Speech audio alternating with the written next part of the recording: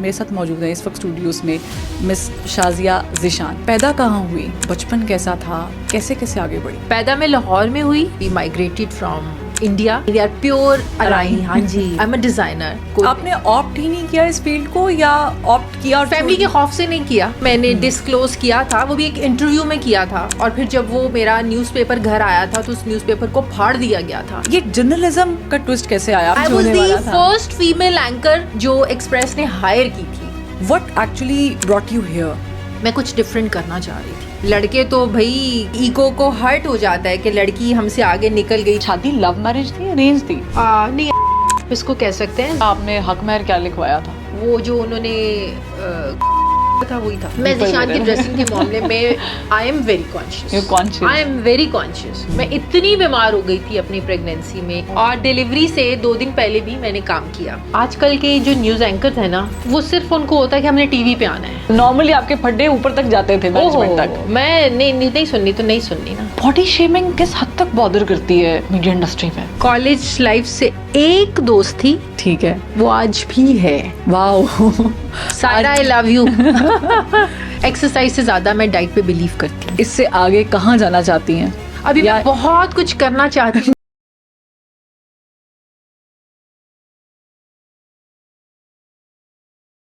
Hello अस्सलाम वालेकुम, welcome to another episode. This is me Farwa Waheed, और हम जो आज मेहमान इंट्रोड्यूस करवाने जा रहे हैं, इंतहाई शाइस्ता गुफ्तगू करने वाली ख़ातून, पाकिस्तान की मीडिया इंडस्ट्री में एक अलग वजूद रखने वाली ख़ातून है। एक ऐसी ख़ातून की जिन्होंने BCO बड़े अच्छे प्रोग्राम्स इस मीडिया इंडस्ट्री को दिए हैं। बहुत अच्छी गुफ्तगू करती हैं, हार्ड टॉक्स पर बिलीव रखती हैं, और सामने जो भी हो उसे पिछाड़ देती हैं।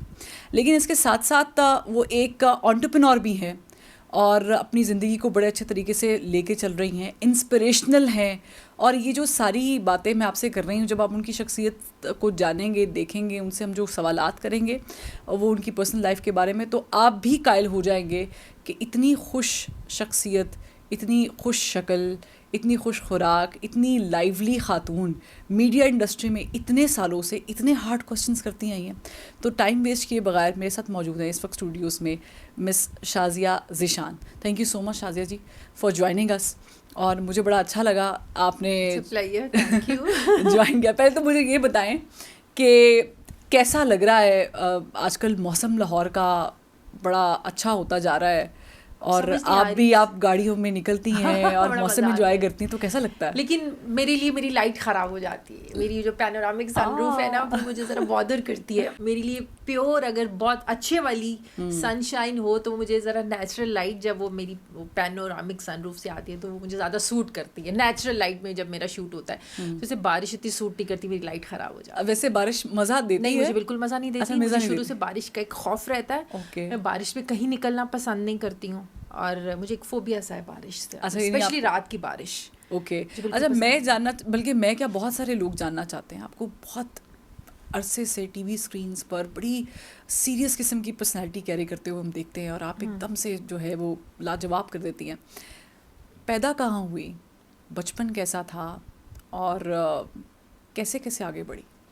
पैदा मैं लाहौर में हुई, और मेरी जो पूरी फैमिली है, we migrated from India, Jalandhar, Ludhiana, वहाँ का जो पंजाब था मेरा, ददयाल, ननियाल, we migrated purely from there. फिर हमारा जो मेरा ददयाल है उकाड़ा से है, मेरा ननियाल, ददयाल सारा उकाड़ा से है। देन हम ज़मींदार हैं? जी, ज़मींदार फैमिली जो है, अराई, वी आर प्योर अराई। हाँ जी, जालंधर के, अमृतसर के अराई हैं हम लोग। तो मैं लाहौर में पैदा हुई, मेरे सारे बहन भाई लाहौर में पैदा हुए, और हम 5 बहन भाई हैं माशाल्लाह। मेरी सारी फैमिली बाहर रहती है। आपका कौन सा नंबर है? तीसरा। 2 भाई बड़े हैं, मैं हूँ, फिर मेरी 2 बहनें हैं। We all are married. मेरे सब बहन भाई अब्रॉड होते हैं, और पाकिस्तान में सिर्फ मैं हूँ, क्योंकि मुझे बाहर की लाइफ कभी भी फैसिनेट नहीं की थी। बाहर एक हार्ड लाइफ का एक वो था, क्योंकि मेरे फादर ने सारी ज़िंदगी वो बाहर रहे हैं, तो मुझे एक वो था कि बाहर की ज़िंदगी, सारे काम खुद करने पड़ते हैं। और मेरी बहनों को बड़ा शौक था पाकिस्तान में शादी नहीं करनी, और अल्लाह कहते हैं ना, जैसा सोचो नियत रखो फिर वैसा होता है। तो उन दोनों की शादियाँ बाहर हुई। मैंने कभी भी कोशिश नहीं की, सोचा भी नहीं, ख्वाहिश का भी इजहार नहीं किया कि मैं पाकिस्तान से बाहर जाऊँ। हाँ, घूमना पसंद है। मैं पाकिस्तान से बाहर 2 हफ्ते से ज़्यादा नहीं रह सकती। 10-12 दिन के बाद I have to go back. You are really true Pakistani spirit के साथ. अच्छा, बचपन में आप शरारती थी या संजीदा थी? नहीं, मैं बिल्कुल भी वो शरारती वरारती नहीं थी. मेरा शुरू से एक शौक़ था स्कूल लाइफ से ही, मतलब कि फ़ैशन इंडस्ट्री में आने का शौक़ था और स्टाइलिंग का शौक़ था और म्यूज़िक का शौक़ था. I've heard you very choosy about your attires and very choosy. Now I'm a designer. मेरा अपना एक ब्रांड है जो मैं सिर्फ अमेरिका के लोगों के लिए करती हूँ. तो यानी आप एक्सपोर्ट कर रही हैं? जी. मैं अपने कपड़े वहाँ भेजती हूँ क्योंकि वहाँ से अच्छी वसूली होती है. आपकी मेहनत को अच्छा ज़्यादा सही अप्रिशिएट वहाँ किया जाता है.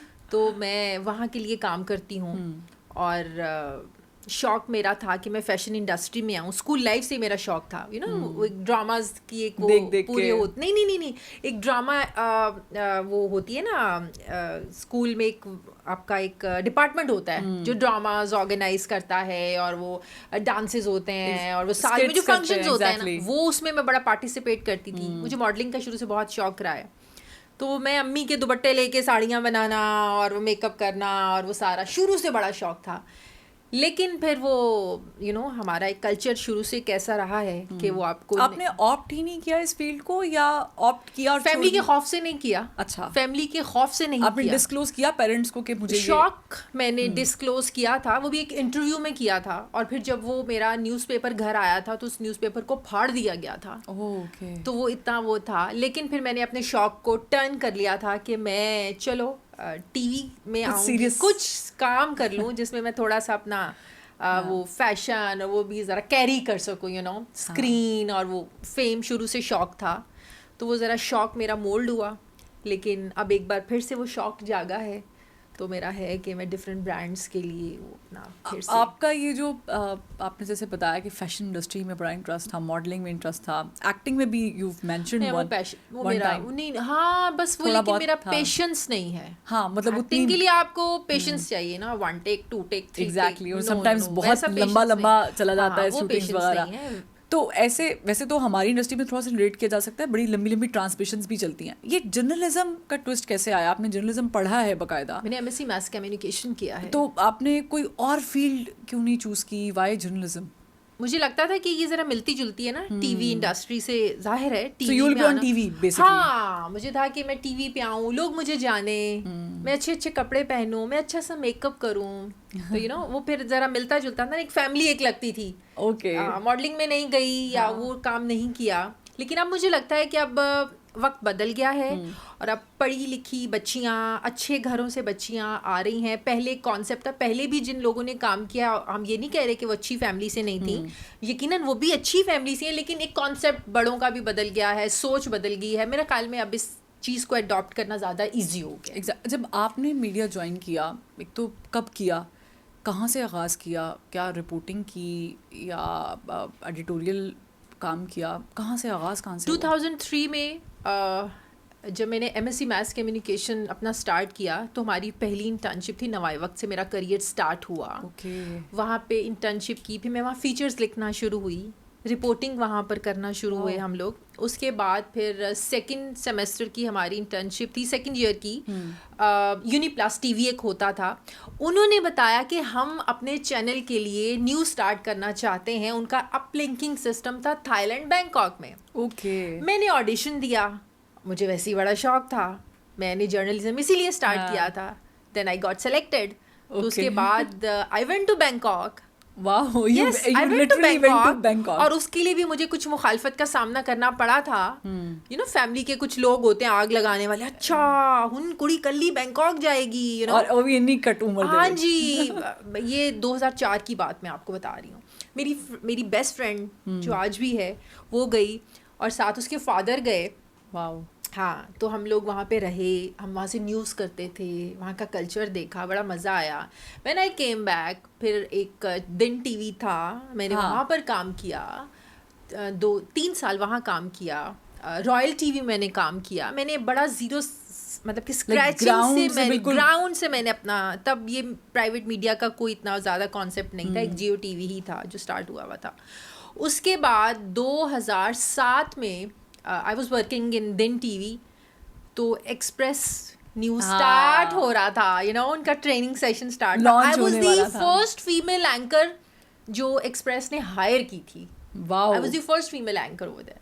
तो लखानी साहब के साथ मेरी बात हुई, फहद हुसैन बहुत इनकरेज किया पानिया टीम में वो भी थे. यस. तो मी एंड उसामा गाजी, हम लोग पहले थे जो ऑन एयर गए थे. और इंडिया के लोग थे, आज तक की टीम थी जिन्होंने फिर ट्रेनिंग के लिए आए थे. लेकिन ये डिफरेंट नहीं था कि दिन में रॉयल में बैठ के खबरें पढ़ते थे और एकदम से एक्सप्रेस ने तो बिल्कुल मोड चेंज कर दिया था. बिल्कुल खड़े होके वॉक करके बिल्कुल. एक्सप्रेस ने एक नया आइडिया, एक नई थीम, एक नया तरीका, बिल्कुल कैजुअल, लाइक CNN, BBC, मतलब कि एक जो स्टिक इंटरनेशनल जो स्टैंडर्ड्स चल रहे थे. फहद ने बहुत अच्छे तरीके से हमारी ट्रेनिंग की, एक इंटरनेशनल स्टैंडर्ड्स को लोगों के सामने लेके आए. खड़े होके भी पढ़ी जा सकती हैं, चल के भी पढ़ी जा सकती हैं, आप इजी बात करते हुए भी अपने कॉलीग के साथ जो आपके साथ खबरें पढ़े, इजी ऐसे होके नहीं बैठना है. और बड़ा अच्छा फहद ने उस वक्त हमें बकअप.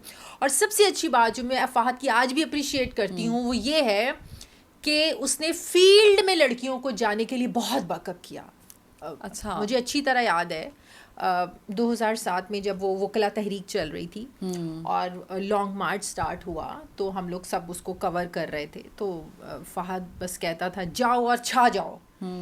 हम वहाँ से लाहौर हाई कोर्ट के बाहर से फहद हम बुलेटिन्स करते थे. हम लोग पूरे रात के 9 बजे लाइव बुलेटिन्स मैं किया करती थी वहाँ से. तो फिर हमें पता चला कि लड़कियां भी ये काम कर सकती हैं और बड़े कॉन्फिडेंस फहद हमें देता था. यानी आपका टीम मैनेजर अगर आपको कॉन्फिडेंस ज़बरदस्त किस्म का. हाँ, तो मैं ये फहद को आज भी अप्रिशिएट करती हूँ, हमेशा करती हूँ कि फहद मुझे जो आपका दिया हुआ जो कॉन्फिडेंस है ना कि लड़की भी काम कर सकती है इस फील्ड में, हम भी किसी से कम नहीं है, तो वो मैं फहद को अप्रिशिएट करती हूँ. और उसके बाद if I am not mistaken आप यू वेंट टू दुनिया news. Yes, 2009. Wow. After 2 years. जी आफ्टर 2 years मैं दुनिया टीवी चली गई.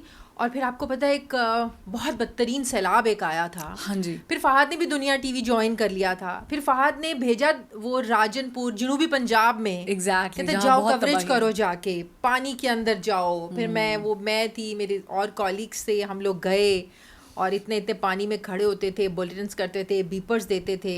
और एक्सप्रेस में तो आपको याद होगा वो मुहाजिरीन कैंप्स भी जब लगे थे, वो जब सवात ऑपरेशन वो सारा वो हम लोगों ने, मैं पेशावर, मर्दान और कहाँ जाके वो भी हम लोगों ने कवर किया. बहुत अच्छा एक्सपोजर जो है, बहुत ज़्यादा एक्सपोजर. सिर्फ मैं टीवी पे बैठ के एंकर नहीं बनी हूँ कि खबरें पढ़ के, और स्टूडियो का माहौल नहीं देखा है. हाँ. मैंने फील्ड में काम किया हुआ है जिसकी वजह से सही जर्नलिज्म का आपको पता चलता है कि ग्राउंड रियलिटी क्या है, ज़मीनी हक़ाइक़ और फील्ड में आप एक्चुअली खबर से ज़्यादा लोगों के जब रवैये देखते हैं मुख्तलिफ, you learn a lot from even people's perspective के लोग क्या. और फील्ड से काम करके जब आप स्टूडियो आते हैं ना तो आपका बात करने का जो कॉन्फिडेंस लेवल डिफरेंट होता है, वो डिफरेंट होता है. वो आपने वो चीज़ experience, because now you know the reality of other side. वो आपने चीज़ देखी, आपका कॉन्फिडेंस लेवल और है आपके पास, you have a lot of information, तो आप लोगों को बता सकते हैं कि मैंने ये देखा, मैंने ये देखा. तो फिर वो एक जो ट्रस्ट लेवल होता है ना आपका आपके ऑडियंस के साथ, वो ज़्यादा बढ़ जाता है. So right from 2003 till 2010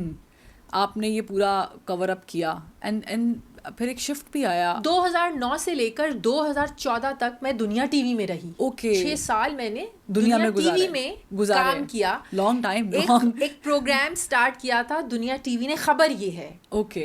वो मॉर्निंग शो था, news show. Infotainment type show. नहीं, प्योरली न्यूज़ शो था वो. प्योरली उसमें मैं, सलमान गनी, सम इब्राहिम साहब, रऊफ क्लास, राशिद शरीफ साहब, हम सईद काजी साहब, हम सब लोग बैठा करते थे. तो वो मैंने वो स्टार्ट किया था वहाँ से. उसके बाद जैसा ट्रेंड हम अब देख रहे हैं 7 बजे के स्लॉट में, दुनिया टीवी में मैंने उस वक्त स्टार्ट किया था. 2012 में मैंने स्टार्ट किया. 2 साल फिर मैंने वो किया. उसके बाद एक और अच्छी अपॉर्चुनिटी मिलती है मुझे. 92 न्यूज़ नया लॉन्च हुआ. I was about to come there. 92 launch 2014 में. फिर 2014 के नवंबर में मैंने वो ज्वाइन किया और बहुत अच्छा एक्सपीरियंस, बहुत सीखने का मौका मिला. और सबसे लंबा मेरा जो करियर अरसा था वो 92 न्यूज़ में गुजरा और बहुत कुछ सीखा, बहुत अच्छा एक्सपीरियंस. तो एक बड़ा शो 92 ने मुझे दिया, मेरे पे ट्रस्ट करके दिया, नाइट एडिशन. वो उसमें फिर जो मुझे तजर्बा मिला उसका तो फिर कोई मुकाबला ही नहीं है. यानी आपने इतना लंबा अरसा जो है वो मीडिया इंडस्ट्री में काम किया, सीखा, मीडिया इंडस्ट्री को दिया.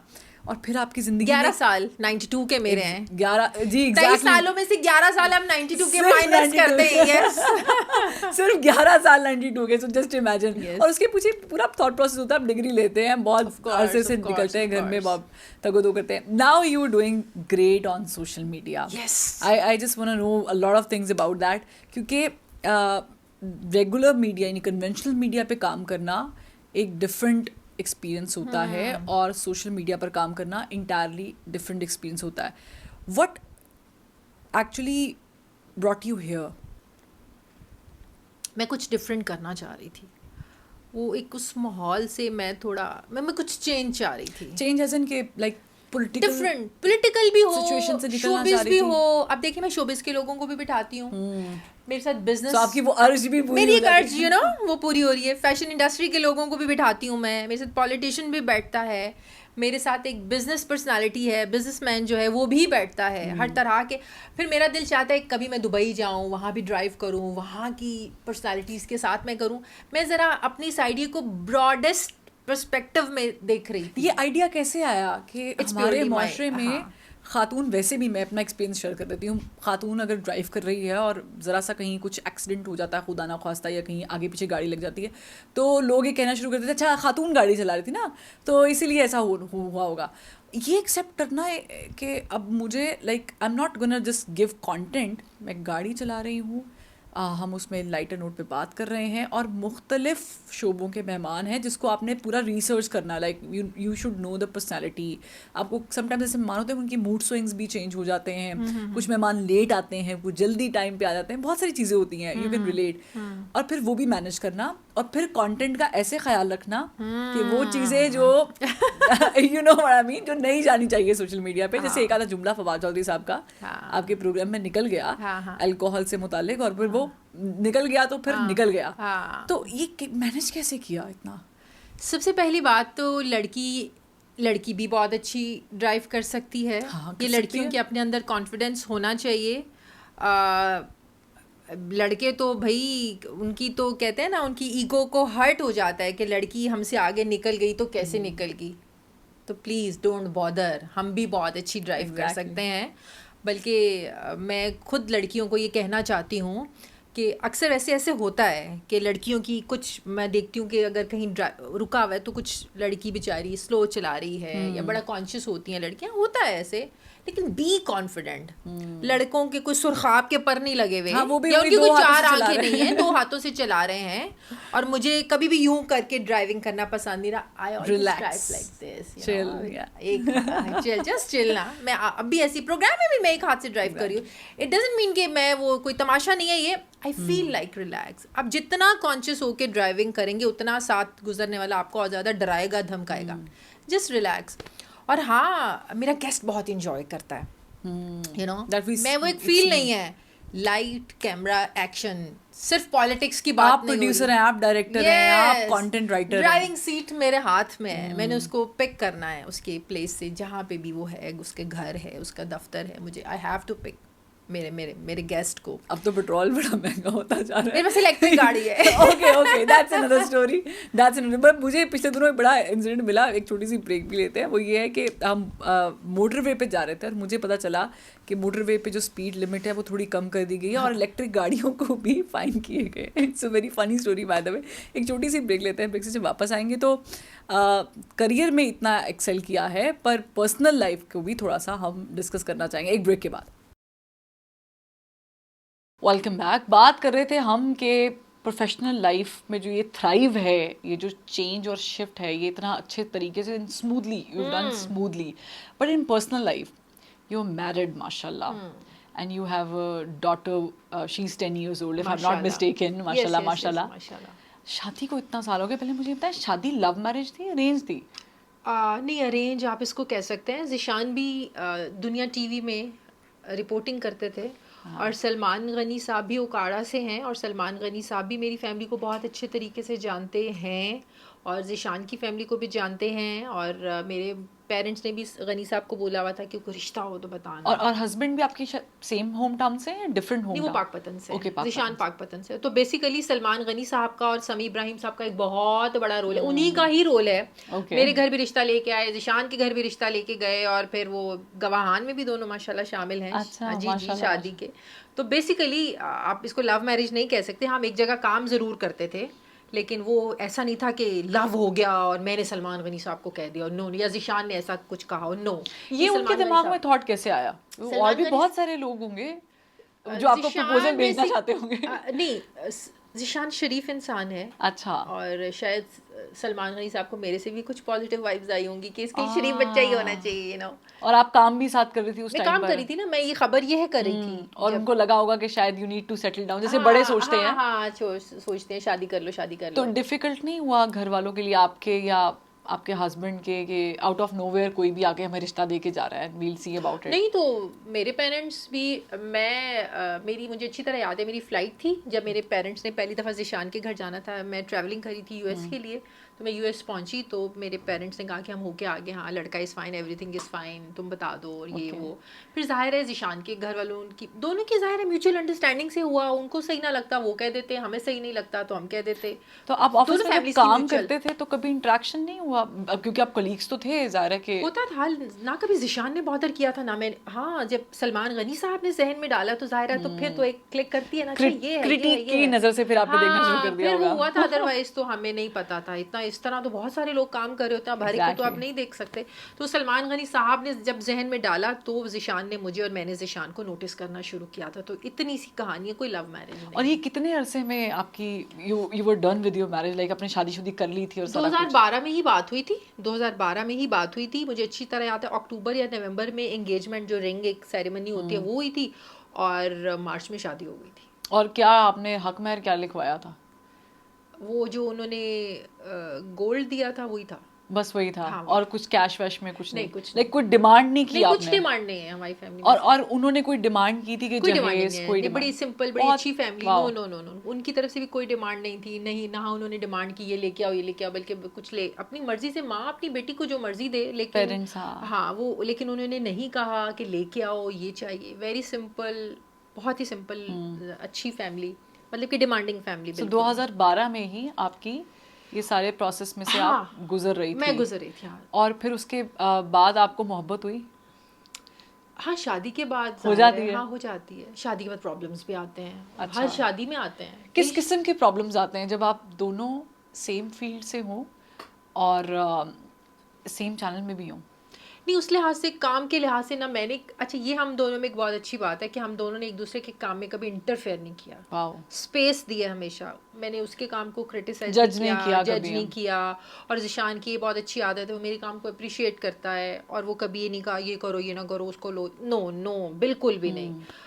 हर शादी में प्रॉब्लम होते हैं, सपोर्टिव रहे हैं थ्रू आउट? बहुत ज़्यादा। कभी आपने डांटा हो, ये तुमने कैसे ये कॉलर ठीक नहीं था, तुम लाइव? मैं ज़िशान की ड्रेसिंग के मामले में आई am very conscious. I am very conscious. Wow. कि ये पहना होना चाहिए, यहाँ के लिए कपड़ा है, यहाँ के लिए ये है।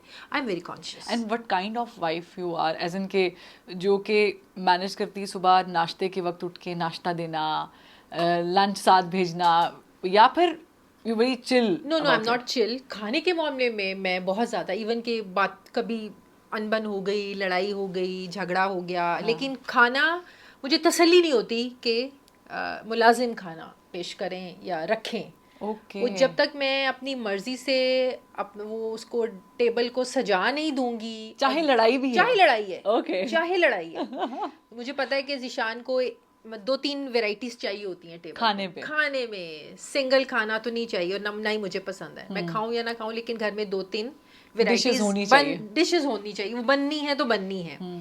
तो एक मुझे खुद बनाने का बहुत शौक है, तो घर में सालन बना, इवन कि गरम भी करना हो, तो मुझे जब तक मैं खुद गरम ना करके दे दूं, मुझे ये होती है वो feminine urge to go into the kitchen. तसल्ली नहीं होती है मुझे। हाँ।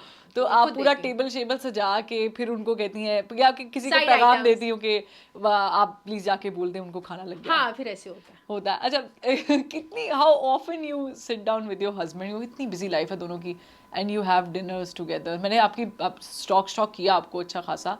आप नॉर्मली बाहर भी घूमने जाते हैं अपने फैमिली के साथ और टाइम आप मुझे लगता है आपको बहुत अच्छा लगता है टाइम स्पेंड करना. I love Sunday brunch. तो आप खाने का क्या सीन होता है? तीनों टाइम का खाना इकट्ठे तो नहीं हो सकता होगा? नहीं, बिल्कुल नहीं. इवन के ब्रेकफास्ट भी ज़िशान को होता है. ब्रेकफास्ट में मुझे ज़रा लेट करना होता है. मुझे ज़रा अपनी पहले ज़रा ब्लैक कॉफ़ी और वो तो फलां पूरे पहले वाज़मात पूरे करने हाँ पूरे. लेकिन ज़िशान ने सुबह अर्ली जाना होता है ऑफिस, तो ज़िशान को ऑफ कोर्स ब्रेकफास्ट मुझे देना होता है. मुझे भली जितनी मर्जी नींद आ रही हो, लेकिन ज़िशान को ब्रेकफास्ट मैंने ही उठ के देना है. उसके बाद अपनी कॉफ़ी, फिर अपना ब्रेकफास्ट. हाँ, I love to go like for fine dine. मुझे I am not fast food lover. मुझे फास्ट फूड बिल्कुल पसंद नहीं है. So that classic soul जिसको पसंद है. I am not like Pakistani food का मुझे कोई वो कढ़ाइयाँ और तेल so वाले French खाने cuisine होना चाहिए. हाँ, तेल वाले खाने और वो मुझे बिल्कुल कोई शौक नहीं है. इस तरह के वो जो कहते हैं हलवा पूड़ी, नान चने और कढ़ाइयाँ और ये वो, मुझे कोई ऐसा शौक नहीं है. मुझे लाइट से कोई पैड थाई नूडल्स मिल जाए, मुझे कोई ग्रीन करी मिल जाए, मुझे कोई गार्लिक स्टिक की राइस मिल जाए. Very choosy about your food. मुझे वो जरा ईद हो जाती है. I am not fond of pizza, burgers, fast food. तो मुझे pastas no. And how did you manage your kid along with your career? बड़ा मुश्किल नहीं होता माँ भी होना, फिर आप सॉरी लेकिन प्रेगनेंसी के पीरियड में गुजर रहे होते हैं और आई हर्ड कि आपने उसमें काम भी किया और मैं बीमार भी बहुत रही. मैं इतनी बीमार हो गई थी अपनी प्रेगनेंसी में, इतनी. इवन के मेरे दफ्तर वाले बेचारे बहुत अच्छे, बहुत उन्होंने मेरा साथ दिया. कहते भी थे छुट्टियां ले लो, लेकिन मुझे छुट्टियों का लालच होता था, छुट्टी बाद में काम आ जाएगी. तो मैं 9 महीने बहुत बीमार रही. मेरी ये हालत होती थी कि मैं हॉस्पिटल प्रोग्राम स्टार्ट होने से पहले हॉस्पिटल जाती थी, कहती थी कि मुझे ऐसी ड्रिप लगा लो कि मेरी 2 घंटे तबीयत ठीक रहे, मैं दोबारा आके एडमिट हो जाऊंगी. तो मैंने अपनी पूरी प्रेगनेंसी पहले हॉस्पिटल जाती थी, ड्रिप्स लगवा के अपने आप को थोड़ा ठीक करती थी, प्रोग्राम करके आती थी, 2 घंटे ठीक रहती थी, फिर आके एडमिट हो जाती थी. और डिलीवरी से 2 दिन पहले भी मैंने काम किया. 2 दिन पहले भी आप प्रोग्राम कर रही थी? मैं प्रोग्राम कर रही थी. तो मेरा सिजेरियन था, तो मुझे पता था कि ये मेरा होना दिन है, तो वो फिर मैंने ऑफ लिया था. यानी आसान काम नहीं है माँ होना, जर्नलिस्ट होना, टीवी पे बैठना. और 4 साल तो मुझे नहीं पता चला मेरी बेटी 4 साल की कैसे हो गई. मेरी छोटी बहन जो अब ऑस्ट्रेलिया में है माशाल्लाह, उसने देखा मेरी बेटी को और मेरे पेरेंट्स ने देखा मेरी बेटी को माशाल्लाह. तो मुझे तो पता ही नहीं चला कि मेरी बेटी इतनी बड़ी कैसे होगी. यानी सपोर्ट मौजूद बहुत ज़्यादा. लेकिन 4 साल के बाद सडनली माय पेरेंट्स गॉन. उन दोनों की डेथ हो गई. उसके बाद फिर पता चला कि जिम्मेदारी क्या होती है, बच्चे को भी पालना है. तो वो फिर मेरे लिए एक बड़ा ट्रॉमा. और वो उसी ट्रॉमे में मेरे 3 मिसकैरेजेस हुए. Oh my God. उसी ट्रॉमे में. तो वो फिर उसके बाद फिर मैंने कहा नहीं आप इमोशनली आई कैन रिलेट. इतनी ज़्यादा डैमेज हो गई. 1 साल में दोनों पेरेंट्स की डेथ हुई मेरी. और ये कैसे हुआ? मदर को सडनली ब्रेन हैमरेज हुआ और उसके बाद अब्बा को इतना लगाव था अम्मा से हम बहुत ज़्यादा कि वो उसी सदमे में ही चले गए. फिर मेरे बहन भाई भी यहाँ पे नहीं है, कोई भी नहीं है यहाँ पे. तो वो एक इतना ट्रॉमा था मेरे लिए, अकेले यहाँ रहना. और वो मेरी बेटी के लिए उसकी वो नैनी है, उसने मुझे बहुत सपोर्ट किया है. उसने मुझे बहुत सपोर्ट किया है मेरे सारे क्राइसिस में, जिसमें मेरी अम्मी अबू चले गए, मैं अकेली हो गई, बहन भाई भी सब बाहर थे, मेरी जॉब है, मेरा करियर है, मुझे बाहर आना है, जाना है, काम है. वो इनाया की एक है नैनी. आपके पास सपोर्ट है? बहुत अच्छी सपोर्ट है मेरे पास, बहुत ही अच्छी. इनाया 1.5 साल की थी जब वो आई थी मेरे पास. माशाल्लाह माशाल्लाह माशाल्लाह. अब इनाया 10 साल की है. तो बल्कि मैं उसको कहती हूँ कि भाई जब इनाया की शादी होगी तुमने ही साथ जाना है. जब इतना कुछ आपने झेला, मिसकैरेजेस हुए, you have lost your parents in a year, तो बहुत ट्रॉमाटाइज्ड इंसान हो जाता है. तो आपने क्या किया अपने आप को सेटल डाउन करने के लिए? क्योंकि किसी भी नॉर्मल इंसान के लिए ये बहुत बड़ा शॉकर है. बहुत. फिर एहसास हुआ वी हैव टू गो. उससे पहले तो लगता है जिंदगी ऐसे ही चलनी है. ओहो, जिंदगी ऐसे ही चलनी है. मुझे लगता था कि मेरी माँ ने तो इनाया की शादी भी देखनी है और सब कुछ अम्मी नहीं करना है और इनाया बड़ी हो जाएगी. इवन के कॉलेज यूनिवर्सिटी की भी जिम्मेदारी इनाया को देखना मेरे माँ बाप की है. मेरे तो जहन में यही था, क्योंकि ऐसा कोई मसला ही नहीं था. दे वर सो यंग मेरे पेरेंट्स. 2020 में मम्मा और 2021 में पापा. तो वो फिर मेरे लिए बहुत ज़्यादा मुश्किल. फिर मुझे पता चला what really life is. So you have a major shift after 2020 and 2021? हाँ, फिर चीज़ों को मैंने डिफरेंट पर्सपेक्टिव से देखना शुरू किया कि basically life is not all about हल्ला गुल्ला शोर शराबा। अम्मी अबू की डेथ के बाद मुझे शादियों पे जाने, स्टिल आज तक मुझे शादियों पे जाना अच्छा नहीं लगता। मैं बड़ी मजबूरी से जाती हूँ और सिर्फ सलामी देती हूँ, आराम से आ जाती हूँ, तैयार प्रॉपर होती हूँ कि अगले बंदा फील ना करे। लेकिन अम्मी अब्बू की डेथ के बाद से मुझे आज तक शादियों के फंक्शंस पे जाना आई डोंट लाइक। यानी खुशी आपको उस तरह हिट नहीं करती? नहीं करती बिल्कुल नहीं करती। और उसके बाद आपकी सेंसिटिविटी भी तो चेंज हुई है, यू बिकम इमोशनल, क्योंकि पेरेंट्स बहुत क्लोज होते हैं। हाँ, बहुत क्लोज होते हैं। मेरी तो बेटी 4 साल पाली उन्होंने, और मेरे घर गंदुम कब आती थी, और मेरे घर ग्रॉसरी कब होके आ जाती थी, और मेरे घर फ़ोन पे मेरी जो अम्मा थी वो मेरे जो मुलाजिम थे उनसे कह के मैं सो रही होती थी सफाइयाँ भी करवा देती थी, ये कर दो ये कर दो ये कर दो ये कर दो, ये पका दो उसके लिए, कर दो वो कर दो। मुझे पता ही नहीं था कि शादी के बाद की भी जिम्मेदारियाँ क्या होती हैं। वो फ़ोन पे अम्मी जो मैनेज कर रही होती थी, मैं सो रही होती थी और उनको इंस्ट्रक्शंस देती, बाजी को उठाना ना, अभी बाजी को उठाना ना। मुझे तो बाद में पता चला कि शादी के बाद भी आपकी जिम्मेदारियां क्या होती हैं। फिर गंदुम भी आ रही है, आपको हर चीज का ख्याल रखना पड़ता है, बिजली का बिल है, ये देना है, बेटी को स्कूल से पिक करना छोड़ना है। हाँ, सब तो कुछ बहुत बदला, लाइफ का पर्सपेक्टिव बदल गया ना, मतलब कि 360 के एंगल भी मेरी लाइफ बदल गई। यानी माँ बाप का आपके सर पे होना इतना इम्पोर्टेंट है फैक्टर कि आपकी पूरी जिंदगी जो है ब्लेसिंग, एग्जैक्टली जिनके हैं उनको शायद। मैं अपनी बेटी को कहती हूँ जरा कभी शाउट, आपको पता है आजकल के बच्चे, हाँ, तो मेरी कदर कर लो, मेरी कदर कर लो इन आया लुक, आपको पता है ना। बट आई थिंक कदर तो खैर बच्चों को सबको होती है, लेकिन वो अवेयरनेस टाइम पर आती है, क्योंकि अभी बहुत छोटे बच्चे हैं, मेच्योरिटी इतना लेवल नहीं है। आहिस्ता आहिस्ता जब पेरेंट्स को देखते हैं, और अक्सर हम रिलेट करते हैं कि हमारे पेरेंट्स भी शादी जब हो जाती इसी फेज से गुजरे होंगे, ऐसा ही देखा होगा। और फिर आप तो खैर माशाल्लाह यू मदर, तो आपको पता होगा अच्छा इतनी तकलीफ होती है बच्चा पैदा करने में। हाँ जी, इस प्रोसेस से गुजरना पड़ता है, जागना पड़ता है, उसके दूध का, उसके खाने का, उसके डायपर्स का, हर चीज का ख्याल रखना। और मैं आपको सही बताऊं, मेरी अम्मी ही मुझे फोर्स करती कि सेकंड बेबी कर लो, क्योंकि नया 4 साल की हो गई थी, सेकंड बेबी कर लो। तब तक मेरे में अर्ज थी कि मैं ट्राई कर बाद में, बस मजबूरी थी और मैं सही बताऊं मेरी कोई कभी शौक नहीं था। डन विद आपको लगता है कि इट्स इनफ? नो, मुझे कोई शौक भी नहीं था। अम्मी की डेथ के बाद तो मुझे शौक ही नहीं रहा, वो बस हुआ। और वो मुझे कोई, वो जो मेरे मिसकैरेज हुए, मुझे कोई फिर वो दुख भी नहीं था, क्योंकि मेरी नियत ही नहीं थी। वही ना, नियतों को भाग लगते हैं और अल्लाह ताला नियतों का देता है। मुझे था कि शायद मेरे लिए मैं संभालना मुश्किल हो जाएगा, या मेरा वो पेशेंस लेवल नहीं है बच्चों को संभालने वाला। अल्लाह ताला ने साहिब औलाद कर दिया है, that is enough for me. शुक्र अल्हम्दुलिल्लाह मेरी बेटी है, मैं साहिब औलाद हूँ, अल्लाह उसी को ज़िंदगी दे, मैं उसकी अच्छी तरबियत कर सकूँ। लेकिन मुझे फिर दूसरे बच्चे की अर्ज नहीं हुई। पता नहीं क्यों सोच बन गई यार, मरना ही है, छोड़ो ना, एक है ना, काफ़ी, बस बहुत है, ठीक है। और वैसे भी वो कहते हैं बड़े कि एक हो नेक हो, हाँ, बस तो नेक वाला हाँ, हो, और हाँ, अल्लाह ताला सबको साहिब औलाद करे। मैं तो हमेशा ही कहती हूँ कि जिनके पास नहीं है हाँ, वो अडॉप्ट कर लें कहीं से, क्योंकि बहुत सारे दुनिया में ऐसे बच्चे हैं जिनके पास बहुत सारे पेरेंट्स होते हैं। टेक्नोलॉजीज तो खैर इंट्रोड्यूस हो चुकी हैं, लेकिन फिर भी एट सम पॉइंट बहुत सारे लोग नहीं उनको शर्फ हासिल होता, और कुछ बहुत थैंकलेस होते हैं। बेटी हो रही, बेटा नहीं हो रहा, बेटा हो रहा, बेटा हो रहा, लाइन लग गई है लंबी लंबी, प्लीज ऐसे मत किया करें, एक ही हो बस, अल्लाह ताला साहिब औलाद होना चाहिए यार। एग्जैक्टली। तो अच्छा, मुझे जानना ये है कि जब आप मीडिया इंडस्ट्री में इतना अरसा रही हैं, have you ever faced some complicated situations? कभी कुछ फिजिकल हरासमेंट तो I won't say it, but mental torture, mental harassment, कुछ ऐसी चीजें? नहीं, वैसे हरासमेंट तो मैं नहीं कहूँगी। एक वो जो एक मेल डोमिनेंस का प्रेशर, एक जो फैक्टर होता है ना, जब प्रेशर जिसे प्रेशर होता है, वो जो न्यूज़ कर रहे होते हैं, वो पीछे से एक वो प्रोड्यूसर साहब की आवाज़ आती है आपकी IFB में, बीपर आ गया या कोई ब्रेकिंग न्यूज़ आ गई है, भाई वो करेगा, भाई मेल जो भी बैठा वो करेगा। भाई क्यों करेगा, भाई वजह क्यों करेगा वो? तो इन चीजों को मैंने बड़ा ब्रेवली जो है ना वो फेस किया। आप लड़ाई करती थी? ओहो, मैंने जवाब दिया, भाई हु आर यू, हम भी यहाँ पढ़ के बैठे। तो यानी ऐसा होता था कि आप स्टूडियोज में बैठे हुए हैं, मेल और आई कैन रिलेट दिस, मैंने भी खबरें पढ़ी हुई हैं। No compromise on this. लड़का बैठा है, लड़के की बारी आएगी तो वो करेगा भाई।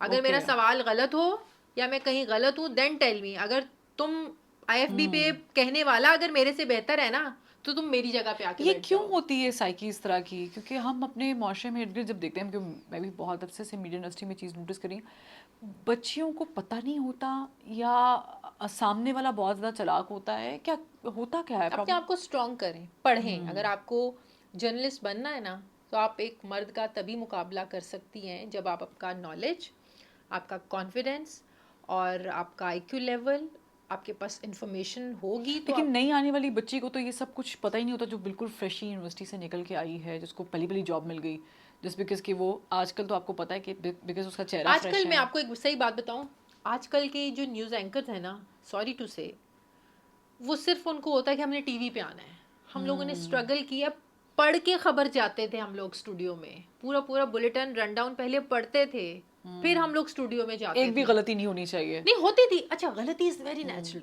ये किसने कहा? हाँ, क्योंकि गलती लाइव हो जाती है, तो... लाइव जा रहे हैं, इट्स वेरी नॉर्मल। गलती पे खामोश हो जाना या बुरे तरीके उसको हैंडल करना, वो गलत चीज है। इट्स ओके, नॉर्मल है। इफ यू आर लाइव और कोई फंबल हो गया, it's not a big deal, please. और ये जो कान में आपके बोल रहे होते हैं ना, ये क्या हो गया, ये क्या हो गया, अगर वो इतने हो तो वो आपकी जगह पे बैठे हो भाई। तो रिलैक्स, काम। जो बेचारी बच्चियां नहीं आ रही हैं, आप उनको कॉन्फिडेंस दें ना, ना कि आप उनको कहें भाई आप चुप कर जाए, आपने नहीं बोला, आप चुप कर जाए। भाई क्या है, लड़के जो साथ बैठे हुए हैं, 2 आंखों के साथ बैठे हैं, 2 कानों के साथ, 1 जुबान के साथ बैठे हैं। तो इसीलिए मैं तो इस मामले में बिल्कुल लड़कियों के साथ हूँ, बल्कि लड़कियों को बकअप करती हूँ कि आपको ही अपना मुकाबला करना आप लोग सीख लें। कॉन्फिडेंस लेके आए भाई, पढ़ें। आप किसी को बात करने का मौका ही नहीं।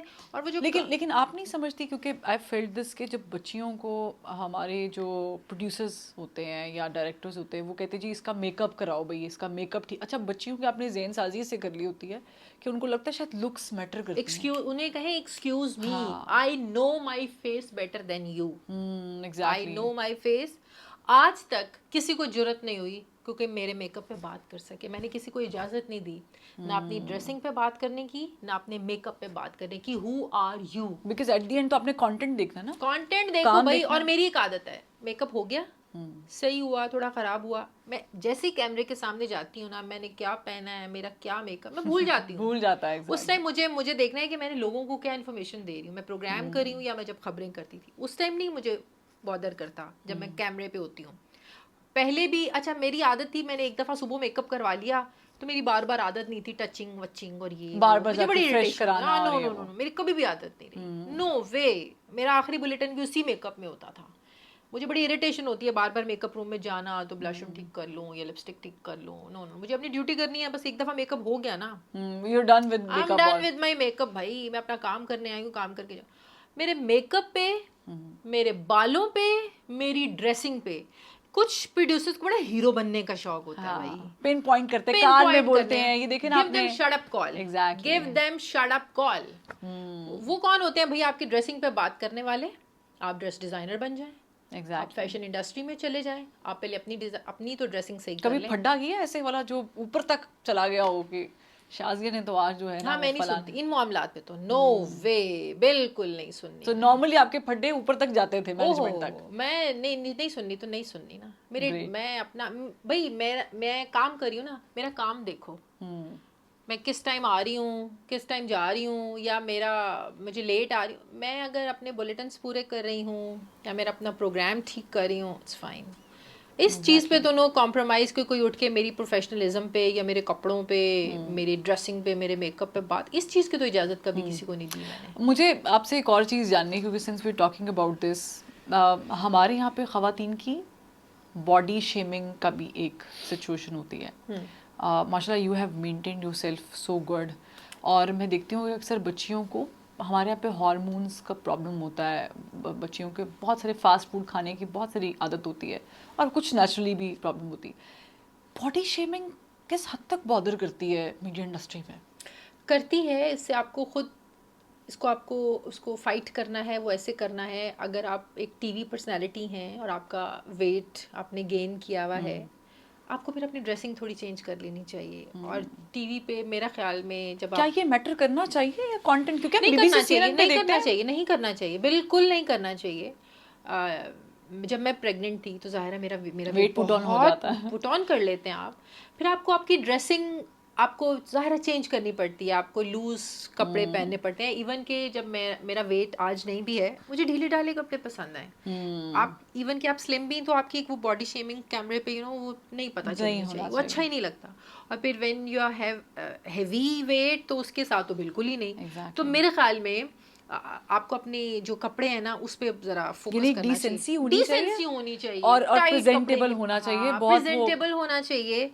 और जब आपका, मैं एक बात बताऊं, आपका कॉन्फिडेंस बोलता है, हाँ, कपड़े वपड़े सब पीछे रह जाता है। एग्जैक्टली। और अगर वो कॉन्फिडेंस आपने पहना हो, वेरी राइट, तो फिर आपके कपड़े हैं, जूते हैं, मेकअप है, डजंट मैटर। HSY पहन के बैठ जाएं, आप हुसैन रियार पहन के बैठ जाएं, आप सब्यासाची पहन के बैठ जाएं, कोई फर्क नहीं। When you are on screen और आपके पास कॉन्फिडेंस लेवल नहीं है ना, सब पीछे। तो यहाँ से आपको एक्चुअली फुल करना है। एक इसी बात पे एक ब्रेक लेते हैं। व्हेन वी कम बैक तो हम डिस्कस करेंगे कि शाजिया ज़िशान साहिबा is very enthusiastic about friendship, किस हद तक, एक ब्रेक के बाद। Welcome back. शाजिया ज़िशान, सिर्फ आपने इतनी स्टोरी सुनी है, सिर्फ एक अच्छी जर्नलिस्ट नहीं है, एंटरप्रेन्योर नहीं है, अच्छी माँ, अच्छी बीवी, ये सब टैग्स उनके साथ है, लेकिन बहुत अच्छी दोस्त भी है। I have seen your post, I have heard lot about your friendship. आप थोड़ी सी चूजी हैं, थोड़ी नहीं बहुत, लेकिन जो हैं उनके साथ आप घूमती भी हैं, फिरती भी हैं, हर चीज, every post is about your friendship. How? नया दोस्त नहीं बना सकती मैं। स्कूल लाइफ से ही एक ही दोस्त थी। ओके, अभी भी है? स्कूल लाइफ वाली नहीं, एक है। अच्छा, एक है। कॉलेज लाइफ से एक दोस्त थी, ठीक है, वो आज भी है। Wow Saira, I love you. College life की बच्चे हैं ना, अब वो हाउस वाइफ है। उसके बाद मेरी लबीबा फ्रेंड है, मनाल, शी इज इन अमेरिका। और Samia, I love you. Samia Khan, I love you, China में आजकल। और इकरा मेरी बहुत अच्छी दोस्त है। यस, एक अभी उसी के साथ थी, मैं कॉफ़ी पी रही थी प्रोग्राम में आने से पहले। इकरा मेरी बहुत अच्छी दोस्त है। इकरा की बेटी, मेरी बेटी, लड़ाई भी आपस में बहुत करती हैं और दोस्ती भी उनकी बहुत ज़्यादा है। तो हाँ, आई am very choosy. And you missing one, रेशम। या हाँ, रेशम के साथ मेरी बहुत अच्छी दोस्ती है। अभी रेशम के साथ भी मैंने गाड़ी वाला प्रोग्राम किया, बहुत अच्छा रहा। सामिया के साथ भी किया, इकरा के साथ भी कर चुकी हूँ। बहुत चूजी हूँ मैं फ्रेंड्स के मामले में। लेकिन पोजेसिव है कि ये these should be my people. Possessive in a sense कि मुझे ग्रुपिंग पसंद नहीं है ना। ओके, वो जो फिर ग्रुपिंग में होता है ना, वो आप बैठे हुए, दौड़ के चली जाएंगी, वो बात करेगी, तीसरी वो बात करेगी। I don't like this. तो आप अकेले के इनवाइट करती हैं इनको खाने पे कि इकट्ठे इनवाइट नहीं, इकट्ठे ही होते हैं मेरे घर में जो गैदरिंग्स होती हैं। फिर मैं सबको, कॉलेज की फ्रेंड भी होती है, फिर इसमें भी सामिया भी होती है, फिर इकरा भी होती है, फिर लबीबा मेरी फ्रेंड है, वो भी होती है मेरे। तो सब एक दूसरे को जानते हैं मेरी वजह से ही फिर सबका एक दूसरे से मिलना होता है, मेरे घर पे ही होता है। तो सामिया जी ने कभी आपको कोई प्रेडिक्शन ऐसी की हो जाए वो बाद में सच साबित हो, ऐसा कुछ है? सारी मुझे कोई एक बताएं जो लाइक रिसेंटली कुछ हुआ हो और उन्होंने कहा ऐसे होने वाला। प्रोग्राम्स में जो तो की थी, पाकिस्तान लाडला बन जाएगा, और no I am talking about yourself. अच्छा, माय पर्सनल हाँ, बहुत की थी। हाँ, पर्सनल शादी के बारे में भी, जब मेरे कुछ मामला खराब हो और वो हुए थे, हाँ ना, फिर सही भी जो उसने बताया था वैसा हुआ। तो सामिया की 100% Samia. Yes, I'm gonna call Samia Khan after this show. She's in China. I know, but she will be coming back to Pakistan. नहीं, बहुत अच्छी दोस्ती है। हाँ। तो रेशम के साथ दोस्ती कैसे हुई? बिकॉज आप, आई नो कि यू लव शोबिज और सारा, आपको मॉडलिंग शॉडलिंग सब पसंद है, बट इंटरेक्शन कैसे हुआ? रेशम मेरे ईद शोज पे आती थी। 92 पे मैं जब ईद शोज करती थी तो हमेशा मैं रेशम को ज़रूर बुलाती थी। और ऐसे ही रेशम ने एक बार मेरी स्टोरी सुनी मेरे पेरेंट्स की ना, तो रिसेंटली उसी साल में रेशम के भाई की भी डेथ हुई थी। तो रेशम ने ऐसा फिर उसको रिलेट कनेक्ट किया। फिर रेशम ने मुझे कॉल की और फिर एक बॉन्डिंग आपकी बन जाती है।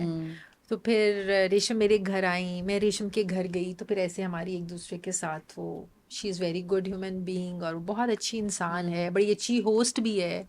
वो खुद भी बहुत अच्छा खाना बनाती है, लंगर देती हैं वो, उनका तो बड़ा मशहूर है। जब भी मैं रेशम के घर जाती हूँ वो खुद खाना बनाती है। हाँ, और बहुत अच्छा खाना बनाती है। वो देसी चिकन बहुत अच्छा बनाती है, देसी चिकन का शोरबा बहुत अच्छा बनाती है। तो हाँ, तो वो बहुत अच्छी है। और सामिया के साथ मेरा खाना जो हमेशा हम बाहर खाते हैं, वो भी खाने के मामले में ज़रा चूजी है सामिया। हाँ, उसको ज़रा पसंद है, मेरा और उसका खाने का ज़रा टेस्ट डिफरेंट है, थोड़े इख्तलाफ है ज़रा समोसा चाट, पापड़ी चाट, दही भल्ले, और I don't like this kind of street food basically. हाँ, सामिया को स्ट्रीट फूड पसंद है, मुझे बिल्कुल पसंद नहीं है स्ट्रीट फूड, बिल्कुल भी पसंद नहीं है स्ट्रीट फूड। मुश्किल नहीं होती ऐसी दोस्त के, मतलब मैं अपनी दोस्त के साथ अगर बाहर जाऊँ, I just got one best friend, और मैं और अगर उसको कुछ और खाना, मुझे कुछ और खाना, मेरे लिए तो प्रॉब्लमेटिक हो जाएगा ये। सामिया मेरे लिए बहुत कॉम्प्रोमाइज करती है, मैं नहीं करती। ओके, बिल्कुल नहीं। नो, खाने पे नो कॉम्प्रोमाइज। इकरा मेरे साथ बहुत करती है। अब हम सैंडविच मंगा रहे हैं तो इकरा को होगा इसने व्हाइट ब्रेड नहीं खानी है, अच्छा कोई ब्राउन ब्रेड आ जाए। इकरा को पता है कि मुझे चीज़ पसंद नहीं है, फिर वो विदाउट चीज़ होना चाहिए। उसको पता है मुझे फ्राइड चिकन अंदर नहीं होना चाहिए, फिर वो ग्रिल्ड चिकन वाला सैंडविच। तो खाने के मामले में मेरी सारी फ्रेंड्स को पता है कि मैं कितनी चूजी हूँ और मैंने क्या खाना है और कितना खाना है और क्या खाना है। हाँ, तो फिर वो अकॉर्डिंगली, अब ये रमज़ान जब था, मैं सबको कहती थी मैं इफ्तारी पे कहीं नहीं जाऊंगी, क्योंकि जाहिर है कि मैं नहीं जाती इफ्तारियों पे, मैं नहीं जाती। जाऊं फैमिली में कहीं जाओ तो मैं अपने राइस और अपना साथ लेके जाती हूँ, अपना बॉक्स। बाहर की इफ्तारियां मैं नहीं करती। ओके, और सबको पता है यही राज है इतना वेल मेंटेन्ड रहने का। बिल्कुल, या एक्सरसाइज से ज्यादा मैं डाइट पे बिलीव करती हूँ। ओके, और वो कहते भी हैं 70% आपका खाना होता है, and you become what you eat, you become what you read, and you become what you. No sugar, no too much carbs, और नो केक वेक और इस तरह की। मुझे बहुत क्रेविंग हो रही हो, मैं अपनी डार्क चॉकलेट खा लूंगी। बहुत क्रेविंग हो रही हो तो बनाना ले लूंगी। मुश्किल नहीं होता, because I can not resist food. नहीं, फिर आपका लाइफस्टाइल चेंज हो जाता है। ओके, फिर आपको लाइफस्टाइल बदलना पड़ता है ना। फिर अब मुझे कोई सामने कितना भी फूड पड़ा हो, I don't care, I don't bother. Even कि मैं वेकेशंस पे भी चीट नहीं करती हूँ। सीरियसली? यस,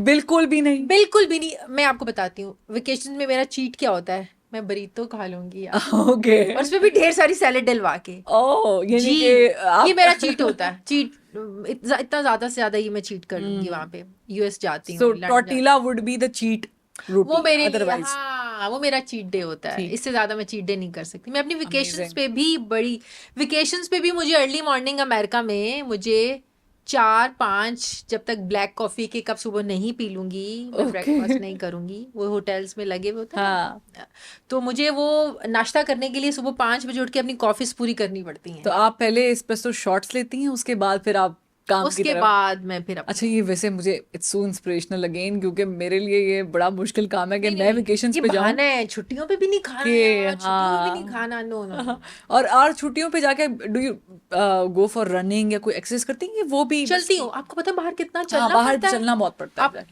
लंदन मैं तो जितना चलती हूँ उससे उतना ही मुझे खाना होता है। मुझे this is my formula to set it down.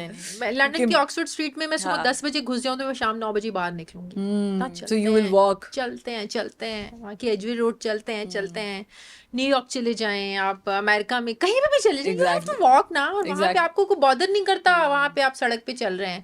यहाँ तो ऊपर से लेकर नीचे तक आप लड़की जा रही है, स्कैन करेंगे, आपका एक्सरे करेंगे। पहना क्या है? हाँ, पहना के अकेली दिल करता है। मैं 2-3 बार यहाँ पे एमएम आलम रोड जो है ना, मैं उस पर बड़ी दफा वॉक भी की। फिर मेरे भाई को बताया कि भाई बड़ा मजा आता है, हमारे यहाँ भी ऑक्सफोर्ड स्ट्रीट है यहाँ पे। कहता हमारी ऑक्सफोर्ड स्ट्रीट की बेइज्जती ना करो तो। That's a good one. हाँ ना, मेरा दिल चाहता है कि हम लोग भी यहाँ पे इतनी प्यारी हमारी ये है। फिर मैं कहने लगी थी ऑक्सफोर्ड स्ट्रीट वाला में रोड हमारी इतनी अच्छी है। लेकिन हमारे यहाँ मजे की चीज ये हो रही है, ऐसा ऐसा पता नहीं, शायद मुझे ये फील हो रहा है कि खवातीन अब थोड़ा सा चेंज हो रही हैं, बाइक चला रही हैं, स्कूटीज चला रही हैं, स्कूटर्स चला रही हैं। थोड़ा सा मुश्किल टाइम है, लेकिन मेरा ख्याल से ऑक्सफोर्ड स्ट्रीट बन ही जाएगी कहीं ना कहीं। अभी 2 दिन पहले मैंने देखा एक बच्ची बेचारी बाइक चला रही थी और एक लड़का उसको इतने बुरे तरीके से डरा के गया। मेरा बस नहीं चल रहा था, मैं उतरूं और उसको थप्पड़ मार दूं। बेचारी ना कोने पे लग के ना उसने साइड पे अपनी बाइक खड़ी की और वो डर के जो है ना वो हो गई। तो ये तो यहाँ हाल है यहाँ के लड़कों का, हमारे मर्दों का, कि एक बेचारी लड़की की बाइक चलाना तो इनसे बर्दाश्त नहीं होता। तो मुझे उस बच्ची पे बहुत तरस आया था। और वो लड़का बाइक पे था और उसको डरा के ना जैसे साइड कराते हैं, exactly. उसको साइड कराई है, वो डरी है और वो साइड पे ना अपनी बाइक लगा के खड़ी होगी। तो वो मोमेंट मेरे लिए बड़ा जो अजीब था, गुस्से वाला भी बहुत था कि वो लड़का होता तो मैं उसको लगा। ऐसे मौसम में जब आप खुद बेटी वाले हो तो आपको क्या डर लगता है कि हमारे बच्ची जब बड़ी हो रही होगी तो हम क्या उसको बाइक वैसे भी बड़ी स्केरी लगती है। अच्छा, स्केरी लगती है मुझे, वैसे एडवेंचरस लगती है। No because I was too young जब मैं बैठी हुई हूँ, लेकिन बहुत स्केरी मुझे चलानी आती है और मुझे अच्छा लगता है। बट वो एक अलग बात है कि मैं चला नहीं सकती, still you live in Pakistan. मुलाजिम भी जब कुछ लेने जाए ना बाइक पे, तो मैं बेटा आराम से जाना, बेटा आराम से जाना, स्लो चलाओ, स्लो चलाओ, मुझे बड़ी बड़ी वो मुझे लगती है, क्योंकि प्रोटेक्शन नहीं है ना गाड़ी में, तो फिर आपके पास वो है। और ये बाइक वाले भी वैसे गलती करते हैं, इधर से निकालते हैं, उधर से निकालते हैं, और गुस्सा और गलती हमेशा गाड़ी वाले की करते हैं कि गाड़ी वाले ने गलत किया होगा, बाइक वाले भी बड़ा कोई सुकून से नहीं चलाते हैं। एग्जैक्टली। तो मैं लास्टली आपसे पूछना चाहूँगी, आज जो आप हैं, इतनी आपकी लंबी जर्नी रही, इतना आपने कुछ देखा जिंदगी में, पर्सनल लाइफ आपने डिस्कस की, आप इससे आगे कहाँ जाना चाहती हैं? अभी मैं बहुत कुछ करना चाहती हूँ। मैं I want to hear that कि आप क्या मुझे क्विकली बताएं कि क्या चीज़ें अभी मैं बहुत कुछ करना चाहती हूँ। जैसे कि you run your own salon. Yes, आपको मेरे कपड़ों का ब्रांड है, कपड़ों का ब्रांड है। अब मैं जरा कुछ ब्रांड्स के लिए मॉडलिंग भी करना। ओह माय गुडनेस, क्या हम आपको रैंप पर वॉक करते हुए, मेरा बचपन का शौक लहंगा पहन के वॉक करने का, eastern western anything anything, I don't mind. So you want to do that? I really want to do that, and inshallah I will do that. So अगले ब्राइडल couture में inshallah ब्राइडल हो, कोई western हो, कोई eastern हो, तो are you trying for that, या आपको कोई opportunities मिली है, आई है? जब अपॉर्चुनिटीज मिली थी, हाँ, तब मैं एक प्रोग्राम करती थी, हाँ, एक दो बार तो एड्स भी ऑफर हुए, तो लेकिन वो चैनल्स की कुछ आपको पता है वो नहीं पॉलिसीज होती हैं, और वैसे भी लगता है कि हम बड़ा सीरियस काम कर रहे हैं यार, ये क्या यार मैं करती हूँ, मैं कहती हूँ नहीं अब मैं सब कुछ करूंगी, क्योंकि अब बस मैं आप क्या पता है यार, वापस आने का दिल नहीं करता। प्रोग्राम कभी कभी याद नहीं आता, एक आपका बड़ा टहका था और आप आती थी, और यू नेवर नो, अच्छी स्क्रीन, अच्छी अपॉर्चुनिटी में why not, but you have not exactly. लेकिन अंदर का जो एक कीड़ा है ना मेरा मैं जब तक वो शौक पूरा नहीं करूंगी ना, मैं वो कोशिश करती हूँ। यानी कि अगर अपॉर्चुनिटी मिलेगी तो you will be on screen soon. By the way, you are on screen. I'm on the screen, by the way. I'm on the screen. Mainstream media में अच्छी opportunity, अच्छी screen पे मुझे मिलेगी तो why not? Of course, मैं ज़रूर करूँगी। लेकिन उसका ये मतलब नहीं है कि मैं रैंप पे वॉक नहीं करूँगी। हाँ, मैं ज़रूर करूँगी इंशाल्लाह। ये होती है जिंदगी, ऐसे गुजारनी चाहिए जिंदगी कि आपको जो मौका मिला है, जो करना चाहते हैं आपने वो करना है। फैशन शूट्स भी कराऊंगी इंशाल्लाह। वाओ, मुझे देखिए ये इंस्पिरेशन है जो मैं आज I am taking home with me. Lastly, anything that you feel like you have missed in life and you want to advise people कि ये काम जो है ज़िंदगी में नहीं करो, इससे नुकसान होता है, और any experience that you have done, you went through और आपको उसने फ़ायदा दिया हो, any advice to people? सबसे पहले तो ये कि जब आप यंग, आप बड़े हो रहे होते हैं, आप जवानी नहीं आ रही, यूनिवर्सिटी से निकल के आप या यूनिवर्सिटीज़ में ही, तो आपके लिए आपके फ्रेंड्स और ये चीज़ें बड़ी इंपॉर्टेंट होती हैं, तो आप अपने पेरेंट्स को टाइम नहीं देते हैं। तो ये जो मेरी एक गलती है ना, मैं इसको आज इस पर बड़ा वो परेशान भी होती हूँ, शर्मिंदा भी होती हूँ। वो एक होता है ना, करियर बनाना है, फिर वो नए नए फ्रेंड्स डिनर्स पे जा रहे हैं, घूमने फिरने जा रहे हैं, शौक होता था तैयार होके बाहर निकलने का, छुट्टी का दिन भी मैं फ्रेंड्स के साथ गुजारती थी, तो वो मैं चाहती हूँ टाइम वापस आए, वो टाइम काश मैं अपने पेरेंट्स को दे सकूँ। ये चीज़ मैं बहुत मिस करती हूँ। और मैं ये नई जो जनरेशन है, यही आजकल पता है ना आपको, फ्रेंड्स के साथ हाँ, ये जेनजी पार्टीज और ये वो, प्लीज़ अपने पेरेंट्स को टाइम दें। When they are not around you, then you will miss. Exactly. हाँ, तो ये चीज़ मैं बहुत मिस करती हूँ। काश वो टाइम वापस आए, वो सारी छुट्टियाँ मैं अपने पेरेंट्स के पास गुजारूँ, क्योंकि एट द एंड आप फील करते हैं कि जितना भी टाइम आपने दिया है, इट वाज नहीं दिया ना। करियर 6 दिन की जॉब, 1 दिन की जो छुट्टी होती थी जब मैं एक्सप्रेस में भी थी, दुनिया वो भी फ्रेंड्स के साथ, आज यहाँ डिनर पे चलते हैं, आज तो छुट्टी है यार, आज तो अपनी मर्जी से कपड़े पहनेंगे, तैयार होंगे, डिनर पे जाएंगे, यहाँ जाएंगे, वहाँ जाएंगे, तो वो मैं बड़ा मिस करती हूँ। तो वो मैं चाहूँगी कि बच्चे जो है ना अपने पेरेंट्स को टाइम दें। Great advice. आई थिंक ये एडवाइस जो है जिस तक भी पहुँचेगी, आई होप कि उस पर अमल भी करें, because I feel the same way and I can connect. क्योंकि जितना आपके पास टाइम है दुनिया में, ज़रा सब ने चले जाना है, बट उसको आप इस तरीके से डिवाइड करें कि कल को आपको ये रिग्रेट ना हो कि आपके प्यारे आपसे उतना वक्त और प्यार नहीं ले पाए, या आप उनसे नहीं ले पाए।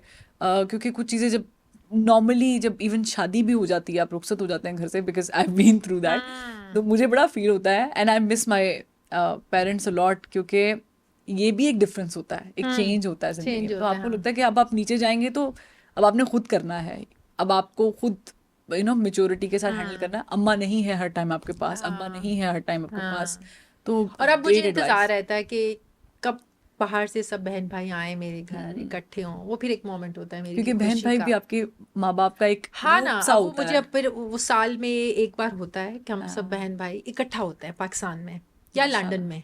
एक डेस्टिनी हमारी लंदन में होती है और एक सब बहन भाइयों की, और एक पाकिस्तान में होती है। और ये आई थिंक ये बहुत चेरिश करने वाली मोमेंट्स हैं जो जब सबके बच्चे हैं, उधर भी रो रहा है उधर भी रो रहा है, और फिर एक नया लाइफ का एक चैप्टर होता है बहन भाइयों का, वो एक नया एक्सपीरियंस होता है बहनों के साथ, भाभीियों के साथ, बच्चे बच्चे ये वो एक नया एक एडवेंचर भी होता है। तो वो जो मोमेंट होता है मुझे बड़ा इंतजार रहता है कि वो कब वो मोमेंट आएगा जब हम सब पाकिस्तान में या पाकिस्तान से बाहर इकट्ठे होंगे। सो हेंस प्रूव्ड के टाइम गुजारें, अपने करियर को भी दें, अपने आप को भी दें, लेकिन ऐसे डिवाइड करें कि आप अपने प्यारों को भी उसमें फैमिली से बढ़ के कोई नहीं, I am telling you. Exactly, family से बढ़ के कोई नहीं है, आई एम टेलिंग यू। और फैमिली ही आपको एट द एंड सपोर्ट करती है हर सिचुएशन में। दुनिया तो जाहिर है कि चढ़ते सूरज को सलाम है, ये तो सबने ही सुना हुआ है। Thank you so much Shazia ji, आप आई, आपने अपना पूरा अपनी ज़िंदगी की जर्नी जो शेयर किया। आई होप बहुत सारे लोगों को इससे जो है सीखने को कुछ मिला होगा। मुझे बहुत कुछ सीखने को मिला है, और जिस तरह आपने ज़िंदगी के साथ कोप अप किया है, I wish you all the best luck. Thank you, best of luck, चूँकि आपने एक नया एडवेंचर करना स्टार्ट किया है। आई होप कि आप उसमें काफ़ी ज़्यादा एक्सेल करें ताकि और भी लोगों को जो है इंस्पिरेशनल चीज़ें देखने को मिले। And thank you so much for joining me today. तो आज के इस एपिसोड से फिल वक्त इतना ही। आई होप आपने एंजॉय किया होगा। वो साइड जो मोस्टली जर्नलिस्ट्स नहीं दिखाते हैं, पता नहीं होती है उनका कुछ भी पता। सोशल मीडिया पे हमेशा झूठ लिखा होता है, शादी, बच्चे, ये वो, सैलरी वगैरह। So don't Google it. अगर आपने हकीकत जाननी है तो आई थिंक ये पॉडकास्ट बहुत कुछ कह चुका है शाज़िया ज़ीशान साहिबा की ज़िंदगी के बारे में, और वो हमने भी वो चीज़ें जानी जो हमें भी मालूम नहीं थी। अगले एपिसोड में फिर मुलाकात करेंगे, तब तक के लिए बाय बाय।